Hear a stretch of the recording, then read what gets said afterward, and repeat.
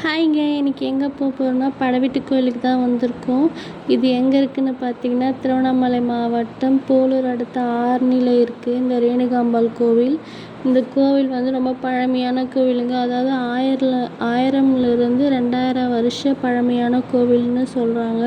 இந்த கோவிலில் வந்து பார்த்திங்கன்னா நிறைய பேர் சிலையை தூக்கி வேண்டுதல் வச்சு சிலையை வழிபாடு பண்ணுறாங்க. அதுவும் இல்லாமல் இந்த கோவிலுக்குள்ளே கருவறைக்குள்ளே பார்த்திங்கன்னா மண் தான் வந்து தீர்த்தமாக கொடுக்குறாங்க திருநீராக. அந்த திருநீரை வந்து நம்ம பூசிட்டு வந்தால் நம்மளோட உடம்பு நோய் எல்லாமே தீரும்னு ஒரு ஐதீகம். அப்புறம் இந்த லாஸ்ட்டு வெளின்றதுனால எல்லாம் சேவல் அறுத்து அங்கேயே சாப்பாடு செஞ்சு அங்கேயே சாப்பிட்டுட்டு இருந்தாங்க. அது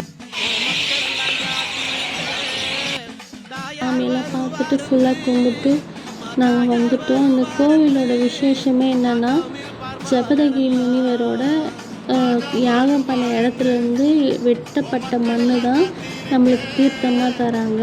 அதாவது திருநீர். அந்த திருநீரை வந்து நம்ம பூசிட்டு வந்தோம்னா நம்ம உடம்புல இருக்கிற பிரச்சனைகள்லாம் தீரும்னு ஒரு ஐதீகம் சொல்கிறாங்க. அதுக்கப்புறம் பார்த்திங்கன்னா இந்த கோவிலோட எல்லா அம்மன் கோவிலையும் வந்து சிங்க வாகனமோடு தான் இருக்குது. இந்த கோவிலில் மட்டும் காளையை வந்து வாகனமாக வழிபடுறாங்க. ஃபுல்லாக சுற்றி பார்த்துட்டு நாங்கள் வீட்டுக்கு கிளம்பிட்டோங்க. அவ்வளோதாங்க. இந்த வீடியோ உங்களுக்கு பிடிச்சிருந்தா சப்ஸ்கிரைப் பண்ணுங்கள், கமெண்ட் பண்ணுங்கள், ஷேர் பண்ணுங்கள். மறக்காமல் சப்ஸ்கிரைப் பண்ணுங்கள் ப்ளீஸ். இது மாதிரி உங்களுக்கு எல்லா வீடியோவும் பார்க்கணுன்னா செவன் ஸ்வாதி பேஜை ஃபாலோ பண்ணிக்கோங்க.